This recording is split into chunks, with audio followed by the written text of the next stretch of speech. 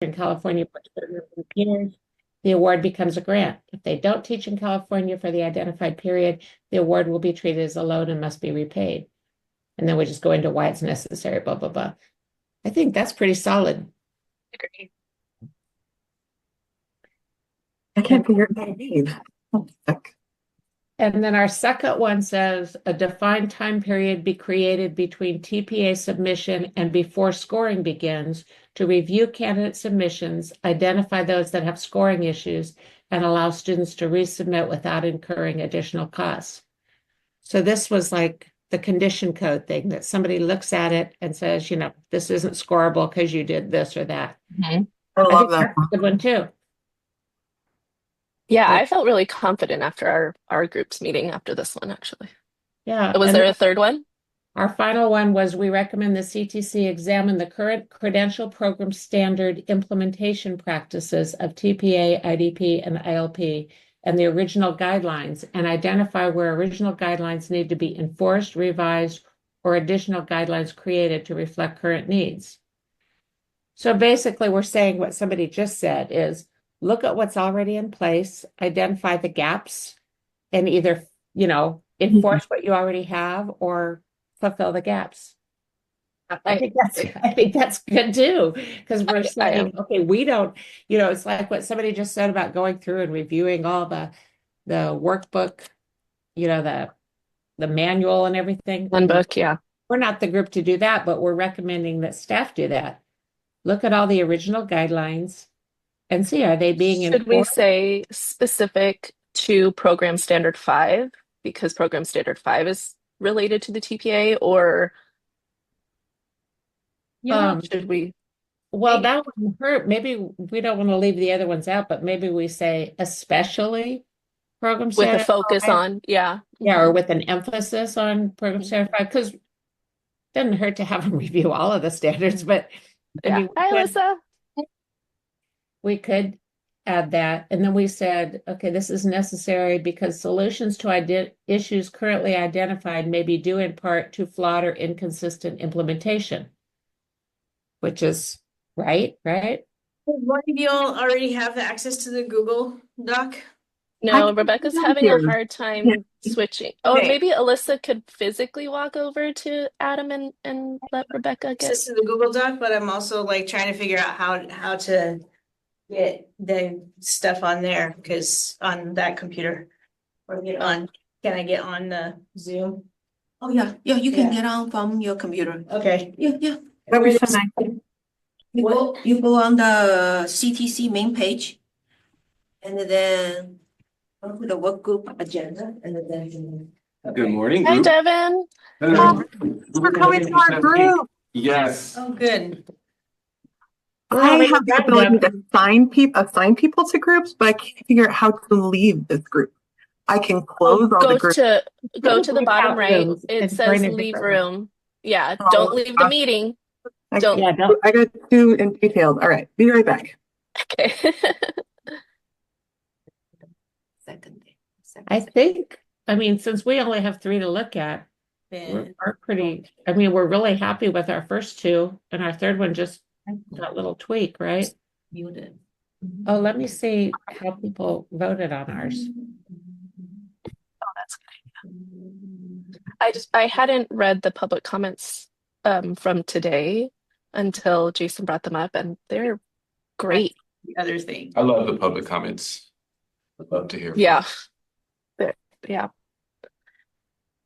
Okay. Good call. Now I'm gonna share the You screen. actually, Can I share the screen? you can, but you are not, are you in the room, which one was that? Is your Snap. 51. 151? Okay. You have to go in the breakout room first. Breakout room. So did everybody get access to the Google Docs or only one? I think Rebecca is going, she just left the room to go see if Adam will give her the access. Oh, is your recorder? Hi. Oh, yes, it's Rebecca. She was leaving the breakout. She's on Zoom, so she was trying to leave the breakout room, go to a different room, and I don't know where she went. She's lost in Zoom land somewhere. All right, now you can, Alyssa, you can share. Yeah. All right. Yeah, let me actually. Thank you.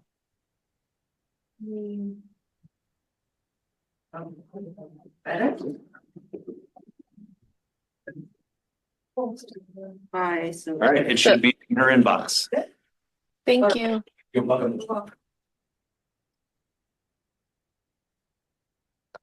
Evan and Alyssa, we were Beverly, Rebecca, and I. Oh, Alyssa, you were in this meeting in this group as well last time, right? We were saying we were pretty confident with the first two recommendations that we had. So maybe just review.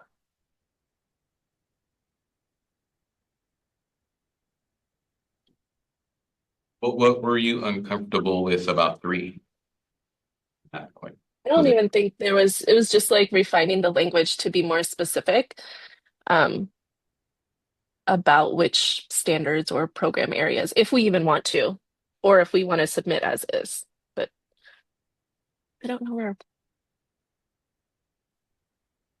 So do we want to look at 1 and 2 or 3? Because I have it up here. Do you want to start with 1 though, since that way we can kind of review with Devin also, since he wasn't here for the initial conversation, or were you? I can't remember. No, I wasn't. Okay. Oh, you got access. Yeah. Okay. But happy to put it over to share screen for you. Rebecca, Adam said he sent it to you. It should be in your inbox. He said he sent Got it it. to you. Yeah. I got it. Thank you.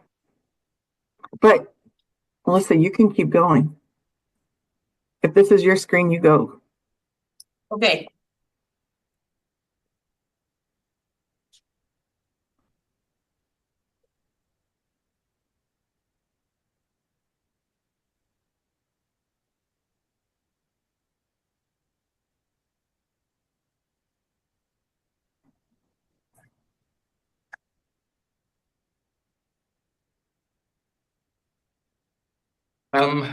Just for discussion, clarification, understanding purposes, the statement TPA fees based on need. How did that come about? Could you clarify that for me?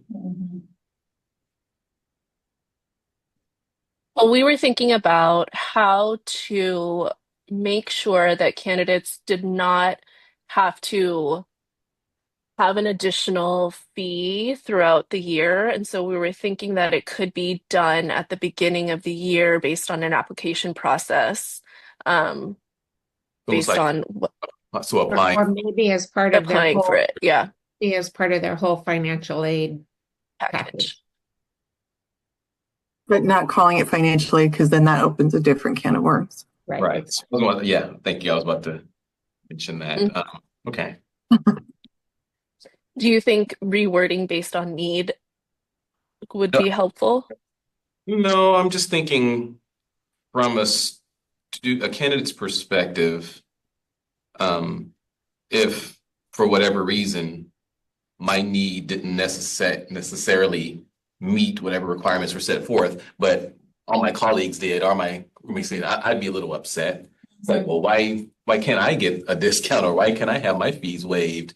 So I'm just kind of looking at foreseeable maybe issues. And but I also feel like that's inequities across in loans and grants and help, just all of the things that are available to candidates financially.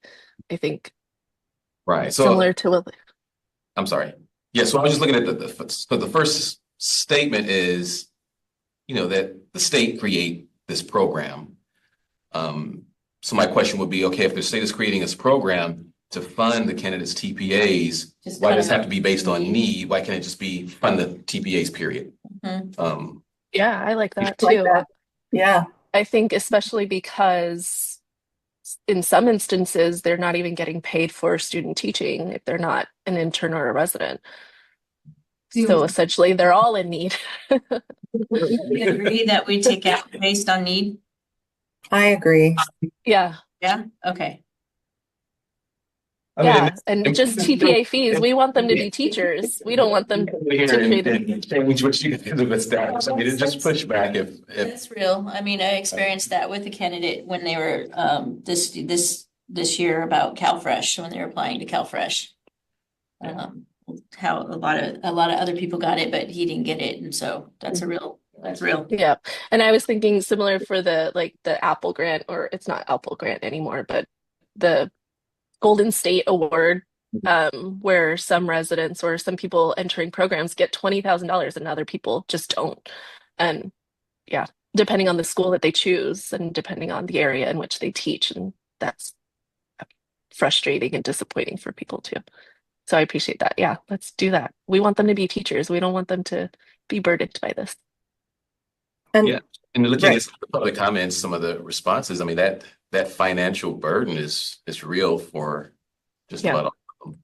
And I think it also, I was trying to, my initial recommendation or thought process was to say to put it at the front end and have institutions cover it or make it part of financial aid packages or like tuition fees and things like that. But that also opens up a different can of worms. So this was the compromise, and I think it's appropriate and helpful.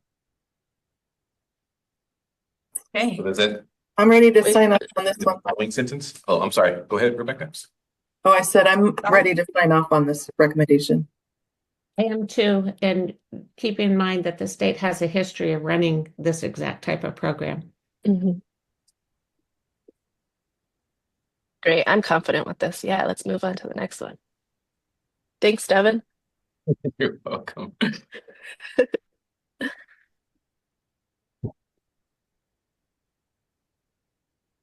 So, Devin, background on the conversation with this is we had a long conversation about the time frame in which condition codes are given, and when there's a condition code that makes your your test unscorable, then that creates longer of a timeline for you to resubmit.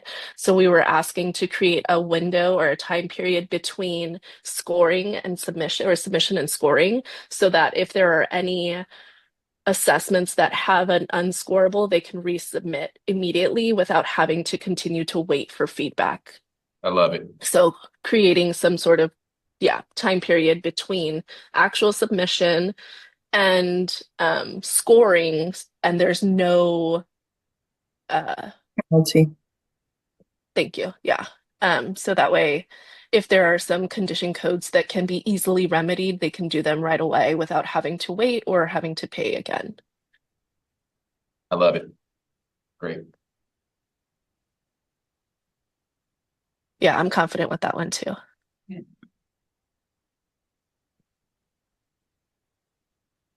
Alyssa, what do you think? Everybody ready to move forward? Yeah, I agree with this one. Yeah, I think it's good. Thumbs up. Go. Now,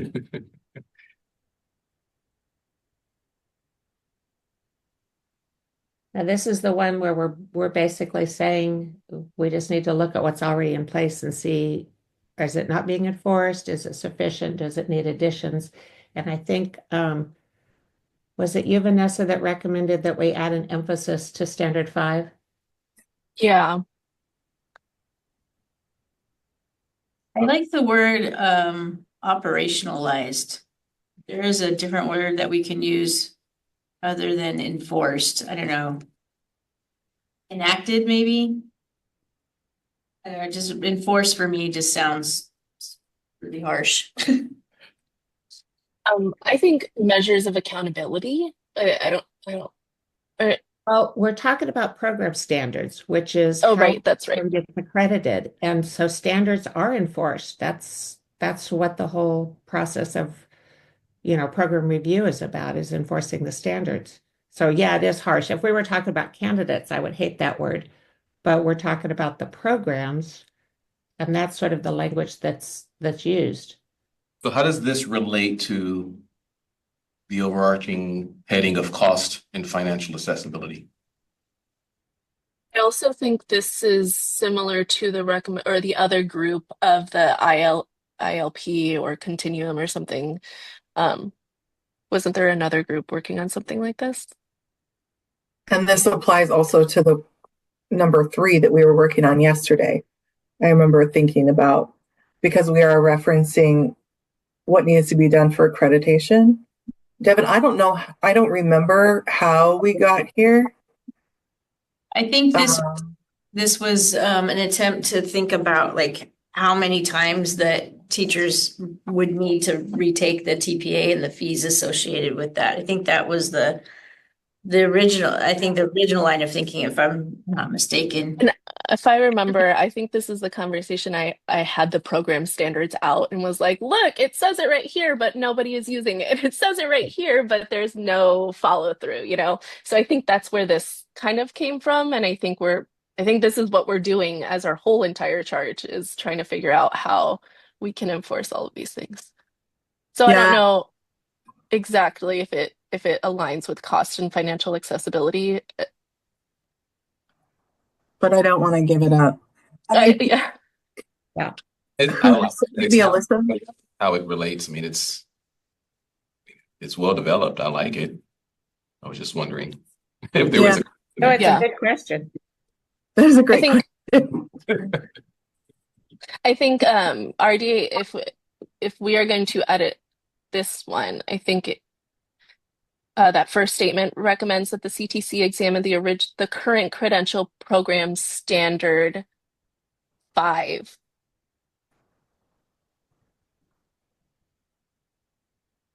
Uh,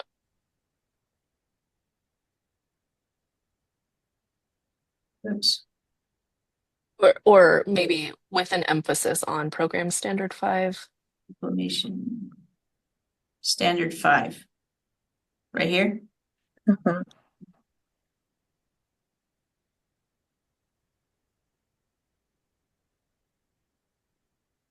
So doing it this way, are we saying that we only want them to examine, Yeah, that's I what don't- I was thinking. or do Yeah. we want to say especially or with a focus on, or Yeah. Or maybe create a new sentence after this one. Standards. Well, in particular, standard 5. Yeah, with commas. yeah, in a capital? Oh, okay. Capital. Sorry, the old English major in me. Do we want to spell out 5? Are we getting that ELA, or are we? I think you're right the way it is, and I like the way you used in particular, because that's the right way to say it, I think. That Does this still make sense? Let's see. The CTC examined the current credential program standards, in particular standard 5 implementation practices of the, okay. oh wait, no, No. it means something we examine the standards, Patricia, to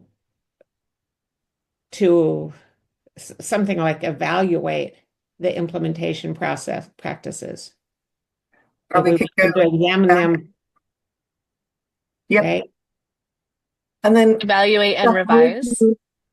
Oh, Well, but Yeah. no, we don't want that there because it says to evaluate, blah, blah, blah, and identify where original Okay. guidelines need to be enforced, revised. So we cover that. But so first they're just going to evaluate them. Evaluate. Alyssa, how would you feel about enforced being reinforced, and how would everybody else feel about that? I appreciate that. Yeah. Did reinforced or enacted, enforced, Well, re, well, Well, are if they you ever take out- enforced? if you change enforced to reinforced, how do you spell that? your reinforced means you want to make them stronger. And when we just have enforced, we're implying that in some cases they're They're not, opposite. nobody's making people follow them. So I think we Yeah. want, maybe what we want is both of them, enforced. Well, No, I revised, think it's good. I think that's okay. We don't want to get too wordy. right? And our language, this may not be final language anyway. So Yeah. does somebody in the room have their hand up? I Or don't, is it- no, this is the breakout room. That's on the other computer. I don't know. Oh, oh, I see. With that other computer, but We might be ignoring somebody. No, I was gonna lower the hand and then I was hesitant. And I hesitated. yeah. I wasn't sure if that was Devin saying he wanted to talk. Yeah, that's Devin. Try to figure that out. And the other, I got it. mess with it I though. did it. Thank you. Good. the only place that we might have a little bit of a disconnect is our final statement there. So implementation of this recommendation is intended to address this by ensuring accountability, reassuring the public and preface, that's a critical part of teachers' career-long learning progression. That's true. It doesn't I don't connect think to we need it. accessibility, I don't right? think we need that statement. Well, it was part of the frame we had to Oh. have about why we were doing it. Right, And you had to provide a rationale for. Yeah, and We I could think keep that's this- true, but I'm not sure I see the direct link to. You could, Finances. yeah, I think you could connect this somehow to, again, like to increase like first time pass rates or something like that, that reduces financial cost on, Okay, I like stakeholders or that. something Yeah, like because that. then that ties it into the overall focus area. So like, implementation of rate is intended to address this by ensuring accountability and Well, maybe we insert something there. Implementation of this recommendation is intended to address this by, this is not it, but ensuring. Do we really need to I'm just gonna throw. reassure the public? Yeah, I'm just Oh, yeah, because that's part of sort of why we do the TPA. ensuring accountability, and reducing the number of Well, I think we retakes. need something in there about how strong and appropriate standards do this, because that's really what our recommendation is that we're addressing the standards. So ensuring accountability, because we're not saying anything there about reducing the number of retakes. We're just saying the program standards, right? Right, but why? Oh, no, I get what it goes up there.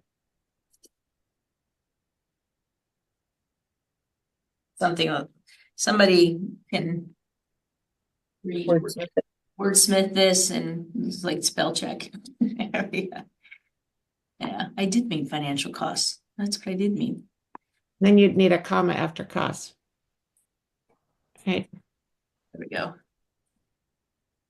In implementation of this recommendation is to ensure accountability. Is intended to address this by ensuring. Or Address just what? intended to Is intended to ensure accountability. What do you think about switching to increasing the number of first-time pass? Well, but keep in mind again what the recommendation is. It's just about making sure the standards are right. So we're not reducing the number of retakes and financial costs by, directly. What we're doing is ensuring that accountability is sort of appropriately rigorous, or that And the programs are held. right? What we're doing is ensuring that programs are held to appropriate, not rules, but that levels of accountability, thereby reducing the number of retakes, whatever. Yes, thereby Let's do- increasing the number of first-time. How do you spell thereby? That's it. So can you insert intended to ensure, I want to put the programs in there because that links to the standards, that programs are held to appropriate.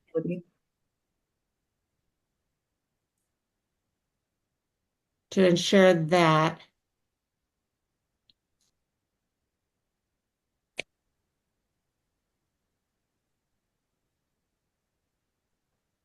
To ensure that, no, you actually you're okay the way you are when I reread it.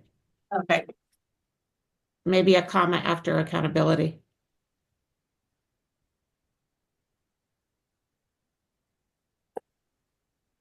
I added the word while I like it. financial costs. Is that agreeable for everyone? Yeah, that's good. That's a good fit. Well, tell me how you feel about this. If we switch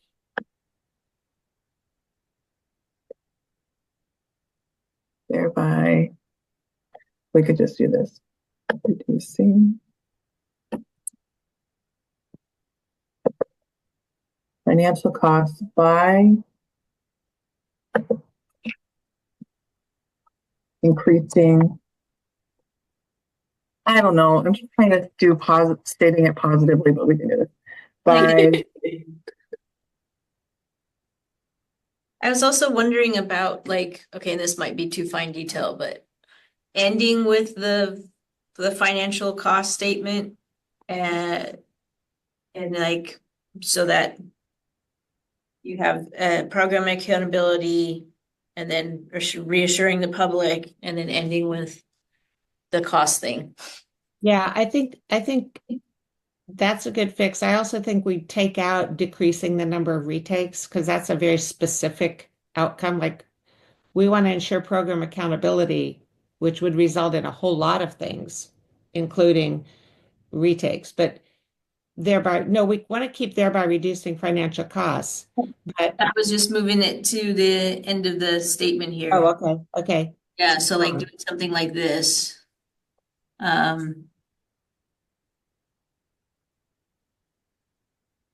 For candidates.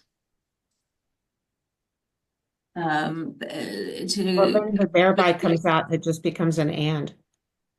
Okay.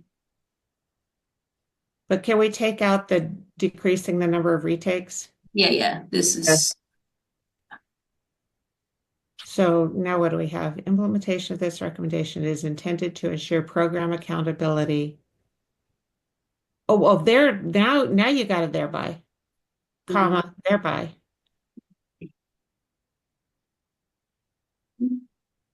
We like that thereby. Public and the professional community, that's TPA is a critical part of is a critical part of teachers' career-long learning progressions. Oops. That's number 4. Progression and reducing financial costs for candidates. I don't need a comma after progression, do I? I don't think so. Yeah, I don't think so either. Okay. if my dog I like ending with the financial cost because then it again puts a clear, this is why we're doing this. Yeah, I like that. Good work. I like it. Okay. Moving right along. Is everybody ready to move to this next number 4? Thumbs up. I didn't even know we had a number 4. I thought I don't remember it either. It's not on the document that was shared, so.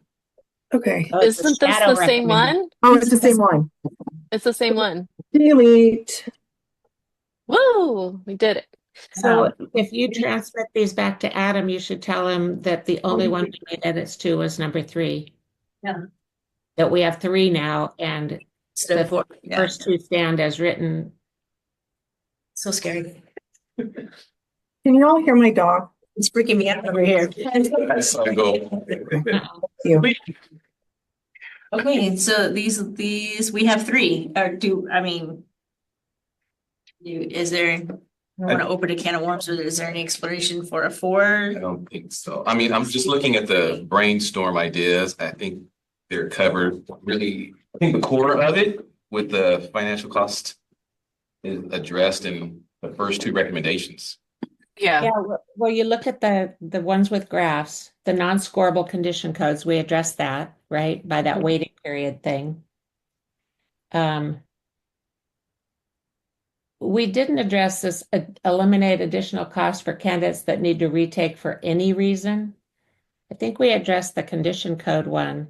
And I'm actually opposed to the any reason thing because sometimes it is the candidate's fault and the institution shouldn't have to bear the cost if the candidate, did a crappy job or, I mean. And I think we covered that with the window as well. If they're unscorable, then that's fine. But if it's your fault, then sorry. front. Right. No candidate should have to pay more tuition to re-enroll if they don't pass. I'm not sure that that's a fair thing either. And, I didn't have that much strong support. But again, some candidates are not going to pass. And an institution shouldn't have to work with them forever. I mean, Yeah, some, there was a conversation of a work group or a Yesterday. breakout room I was in yesterday. Devin, were we in that group Yeah. together? Mhm. And we created a recommendation that we give a like 1 year time frame, because otherwise, how long are we going to continue to support these candidates at the cost of the university or the institution? and So maybe that's something we bring up into these ones, or should we leave it where it I lives think for we're good if now? you guys, I think if you guys addressed it, we're good. I'll tell you, as somebody who's been a teacher ed program faculty, there are those candidates who just will stay forever and Mhm. not put any additional effort in, but it's kind of like they don't have something else they want to do. And so they'll just stay. And if you say they don't have to pay tuition, they will. They'll just stay. And some of these people really should not ever be teachers. They're Yeah, not that good, was the you that know. was the point I made yesterday too. It was like, well, I mean, at what point do we tell some of these people, I'm sorry, but it's not working out. Yeah. Well, and that's an appropriate role for a program is I use the word gatekeeper and people sometimes don't like that, but it is an important profession and it's not suited for everyone. And, counseling someone out is is appropriate if it doesn't fit them. And Beverly, kind of going back to one of the statements that you made, I'm kind of on the fence. I'm somewhat in agreement with you that the fees shouldn't be waived for any reason, but I do know there are several candidates who are great teachers but consistently miss it, and they don't fall into that secondary passing standard option. And so I'm just kind of wondering, how can we still include it in this, take into account those candidates who are trying, they're doing well, but for whatever reason are still kind of missing that mark. So they're not, penalized, so to speak. And I'm not saying change anything. I think what we have here is great. I'm just kind of in my mind thinking, what about those people? And it's probably not a significant number to really justify making any radical changes or recommendations at this point. But yeah, Well, there can are I, some of those. to our conversation in the main room, I would love to hear more about that. Like, what are the characters? What features do you see? What is a student like who doesn't pass, but is excellent in the classroom with kids, but doesn't meet secondary character, whatever that is called? What is it called? I just said the wrong thing. Secondary passing. Yes, Thank again, you. passing standard. Yeah, because I'm not in that spot, I want to hear. Can you tell us more about those? Yeah, so the secondary passing standard option is an option for those candidates who just missed it. It works out to being about 3 points The short standard of deviation. passing. And each institution, each program develops their own criteria for what they're going to do and how they're going to demonstrate that. So for example, we ask the candidate if they miss it by 3 points or less. Some miss it by 1 point, some by 2 points. If they miss by 3 points or less, we tell them, okay, provide us samples of lesson plans you created, or it really depends on the rubric area in which they were deficient in. So it's provide us some type of evidence that demonstrates your ability to address that rubric area.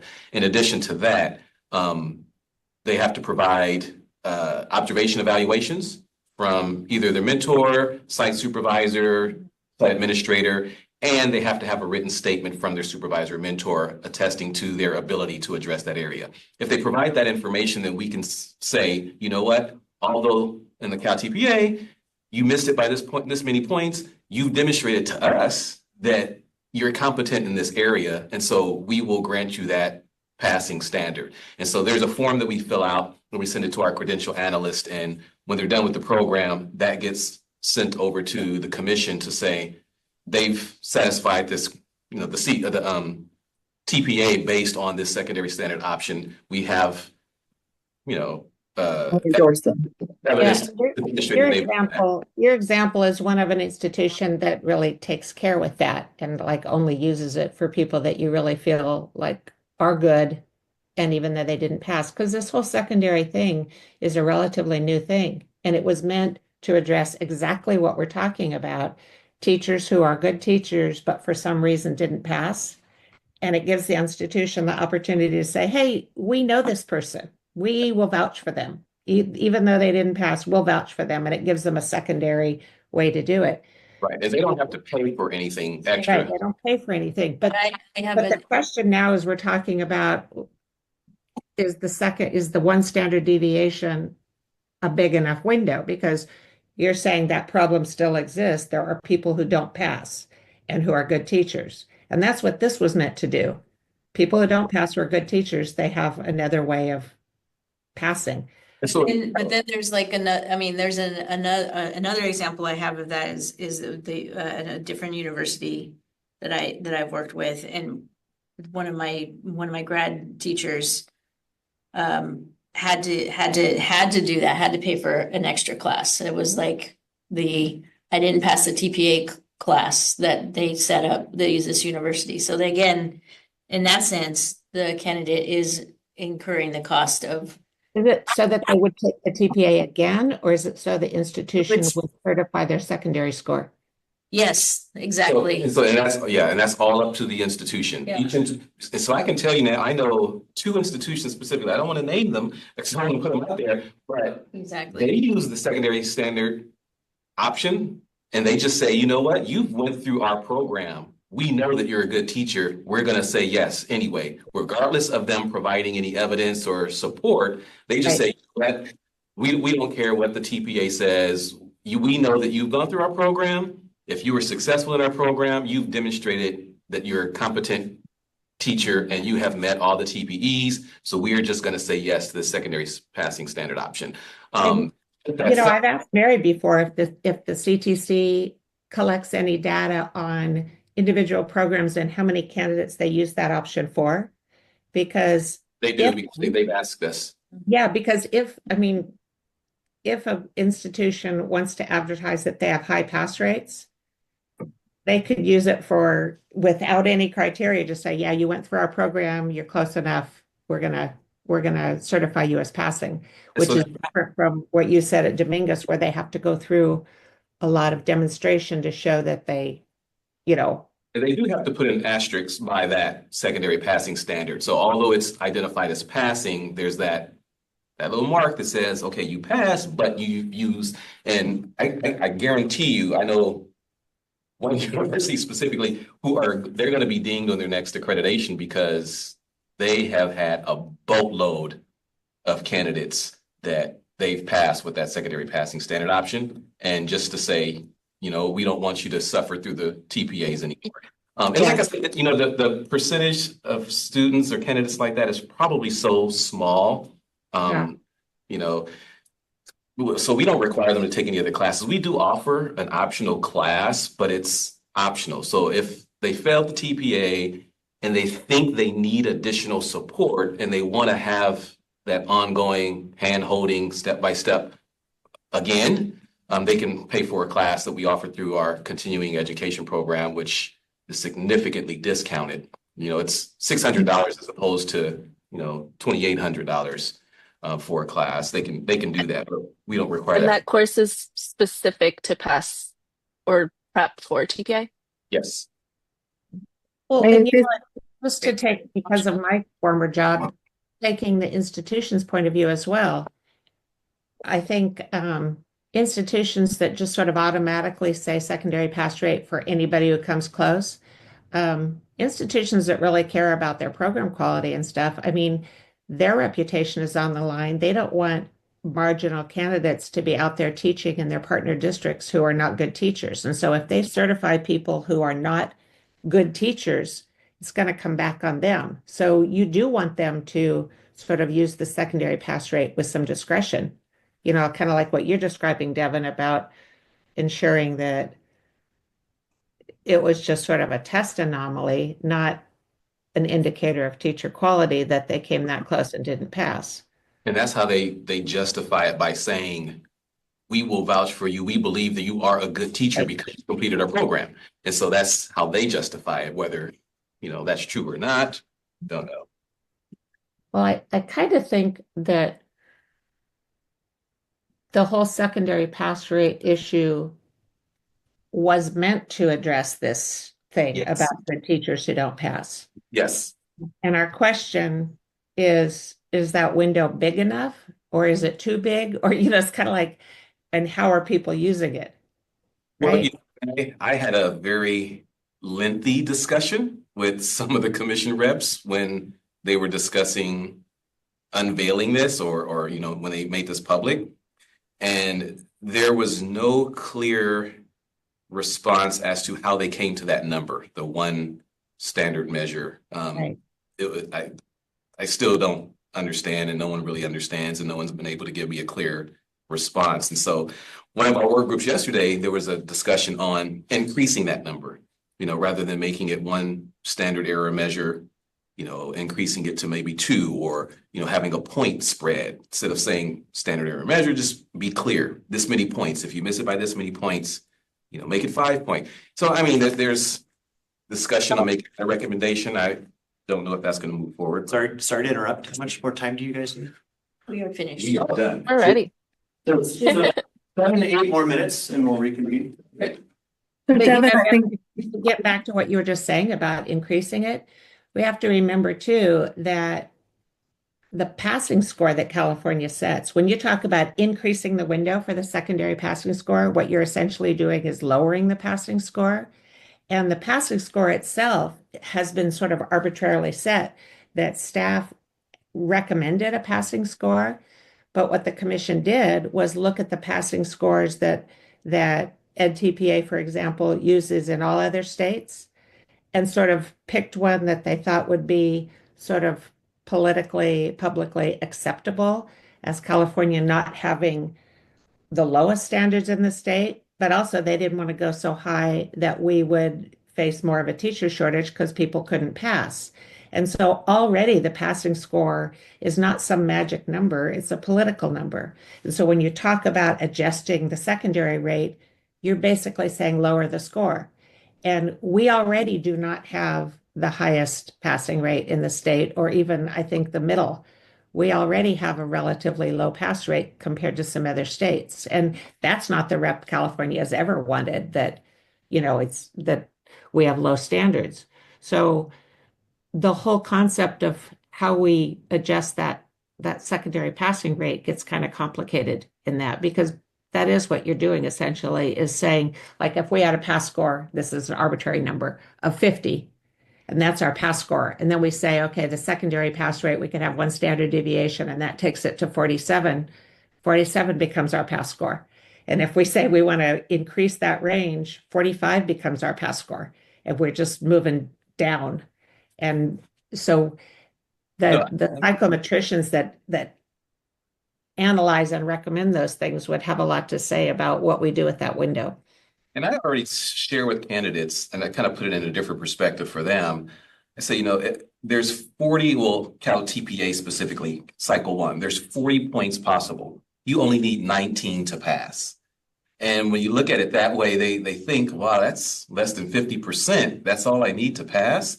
Yeah. And so it goes back to what I stated the first time we convened in this group was there's some errors with assessing the scoring process. And so when you get one submission that misses it by 4 points, they correct it, they resubmit it, then they find a condition code that wasn't found the first time. They correct that, they resubmit it, now they pass by 10 points. So they get a score of, 35 as opposed to what they previously got was, it's like, okay, what are you doing? And I know this firsthand because I went through the assessor process. I went through the calibration.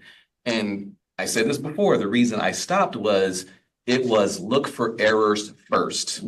The whole process, the whole calibration, the whole design and training was let's look to see how we can fail this candidate. That's really what it boiled down to, which frustrated me to no end. And so I said, I'm not going to be a part of this. And so when I'm training and mentoring and coaching and supporting our candidates, those are some of the things I focus on. It's like, look, this is what they're going to look for. You want to address these areas. And in doing so, I'm able to help them, meet that 19-point minimally threshold. So, Yeah. there's a lot that I programs can. just Googled real quick the passing score for NTPA. So NTPA recommends a passing score of 42. California single subject is 41. In North Carolina, it's 48. We're 41. They're 48. Tennessee is 48. Like we're that far below, I'm sorry, Tennessee and North Carolina. I mean, that just seems bizarre to me. So that recognizing that we're already so far below other states. I'm looking at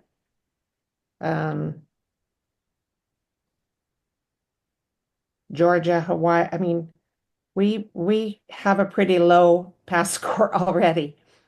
Can I ask a question before we leave, just because I get you guys like I've been confused about local scoring because of what we just said, partnered with sharing pass rates. Wouldn't I want as an institution to pass more people so that my pass rate looks better? You would. I'm just confused how that works. Like, I love the idea of our instructors. I don't know. I don't understand how that works.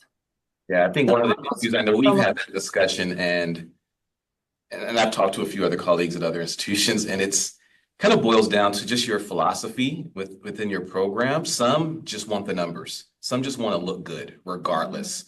So they just, putting out sheer numbers. And so they're pushing for that local scoring so they have more control over how many people actually pass and they can pass more people rather than focusing on the competency, the quality of instruction, the ability of the educator. So there's, and then of course, like we mentioned before, there's the cost. That local bias is supposed to be taken care of by score calibration. That, if local scorers pass too many of their own local candidates, that shows up in the calibration, and they have a lot of safeguards for that. Local scoring was meant to be relevant so that universities could deeply engage in their candidates' work and scores and use that information to improve their program. Like if they saw candidates, collectively being weak in certain areas, that could inform their program. Oh, we need to do a better job in, elementary math methods or, whatever it is. It wasn't meant that was the point of local scoring, just so that faculty and district people in the area would be more deeply connected to their candidates' work. And with scoring, you can be more proactive and address those areas. It can be more formative because you can address those areas that you find the deficits in before they actually are passed on. It's not supposed to be a means for local programs to sort of artificially pass people just for their pass rates. And that's what the scorer calibration is meant to cover. They do, unfortunately. Yeah. Right. I'm going to transition myself. Going back to the going back to Great conversation, you guys. Thank you. Thank you. We made the Devin, before you go, I have a this quick. Well, I wish I was there because I want to have a conversation. But yesterday when we were talking about publishing rates, I cited my school, my program, because where we're located and the population we serve, and then looking at pass rates, like that's concerning to me that people would see Dominguez Hills differently, because we see in the data that Black students in particular, and Indigenous, but I don't think we have but Black and Indigenous students score lower. And I don't think that's because of the university. I think that's an error in the testing. So where do you fall as a... I'm 100% agreement with you. And I was one that I'm opposed to publishing publicly that data because it doesn't explain everything that's happening. Data, you're only seeing the numbers. And so you don't know that these candidates, although can be provided with the best instruction related to preparing them for the TPA, they have a lot of personal struggles and a lot of personal issues that prevent them from being successful outside of that. And so Yeah, I think by looking at that publicly, it paints a unfair negative picture.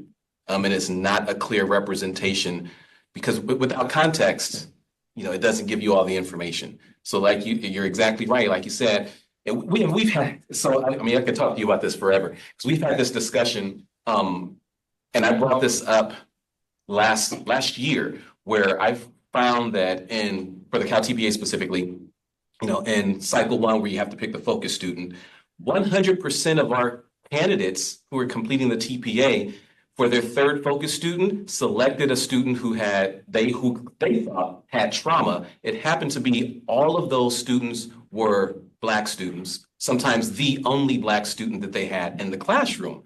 And so there's this mindset that, okay, well, yeah, here's the population that we serve. These students are all going to experience trauma, specifically the Black students. And so it's this trickle down effect. It's this mindset that, okay, well, yeah, this is the community, this is the area. We know these students have more trauma than other students, so I'm going to focus on that. So there's there's layers to it. And so, yeah, you're absolutely right. I think it does paint an unfair picture of programs, and without additional discussion and context and clarity and information, I don't think people can make a well-informed, wise decision or come to a conclusion on the effectiveness of the program based on just those numbers. Yeah, it's so tricky Yeah. because I also wouldn't want to pay for a school where only 20% of people pass without having known that. Right. But also, I chose Dominguez Hills after looking at 5 programs. I would hate that I chose not to go there because the pass rate, for whatever reason, right? I just think man, I would have missed out on a great program if I was only looking at numbers, and numbers were determined by race rather than by quality. I don't know if that makes sense, but I'm just thinking both sides. I don't want to pay money for a program that's not going to prepare me adequately, and yet does pass rate of TPA tell me whether I'm going to be prepared? It doesn't. I know it's too hard. And you're No, rare Rebecca, because that's such a good question because Yeah. My experience is that most candidates don't look at that in choosing their program. They look at local and where they can get in and how long the program is. you're rare, Rebecca, and I asked our candidates, why, and it usually boils down to convenience, cost, geographic location. Transitioning back? Yeah, okay. Adam says we're transitioning back. Okay. But it is one good data point, but I think most people don't. Yeah. And Yeah. the fact of making it publicly available, to me, whether or not any potential students use it is not the point as much of just increasing the level of accountability for programs, letting them know that this is out there. Because otherwise you can have a 40% pass rate and nobody knows about it. So it doesn't seem consequential to you. But Yeah. even potential students don't know. I think from the viewpoint of faculty colleagues who look at your program and think, oh, that's or potential faculty members who are going to be hired by an institution who look at that kind of data. I mean, there's all kinds of ways it could be used. Looking at that data, in addition to the questionnaire the candidates complete about how they feel the program supported them, I think would be a little bit more useful. Because if you're only looking at quantitative data, you're not getting the big picture. And so that qualitative, those responses, I think are extremely helpful in making a well-informed decision. So, Kevin, how long have you been at Dominguez? 2 years before I was at. I used to work in the CSU system, knew all the programs really well and everything. And Dominguez has always had a rep for being one of the largest teacher ed programs at a small university and one of the highest quality. Really good program. Good. Yeah, I'm seeing it. Yeah, I'm enjoying it there. It's good. I mean, everybody is extremely receptive and just the whole push for social justice and education and educational reform and just everyone's mindset is a great place. So yeah, it's good. Yeah. So Addison, we're on a 10-minute break and then back in the room. All right. Thanks, everybody. Yay, break time. Bye. Thanks.